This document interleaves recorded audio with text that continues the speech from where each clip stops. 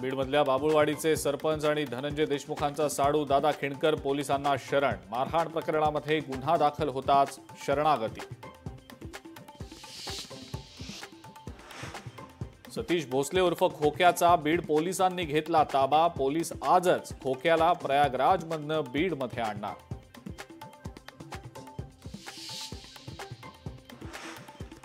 पुण्यातील आमदार योगेश टिळेकरांचे मामा सतीश वाघ यांच्यावर जादूटोणा करून त्यांची हत्या। पोलिसांनी कोर्टात दाखल केलेल्या दोषारोपपत्रात बाब उघड।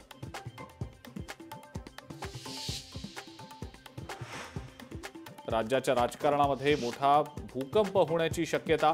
जयंत पाटील जास्त काळ शरद पवारांच्या सोबत राहणार नाहीत, अजित पवारांच्या सोबत जातील। शिवसेना नेते आणि मंत्री संजय शिरसाट यांचं मोठं वक्तव्य। आमदार महेंद्र थोरवेंविरोधात अभिनेत्रीची पोलिसात तक्रार दाखल। भूखंड लाटण्यासाठी गुंडगिरी केल्याचा हेमांगी रावचा आरोप, तर हेमांगी रावचे आरोप थोरवेंनी फेटाळले।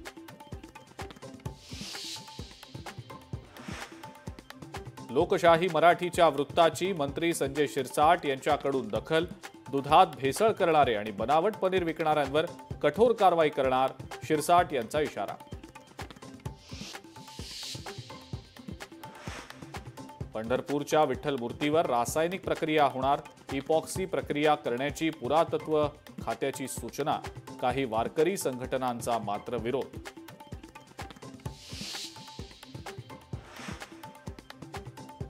कोकणात शिमगोत्सवाची धूम। संकासूर आणि गोमूचा नाच आकर्षण। मृदुंगाच्या तालावर गावागावात नमन आणि खेळ।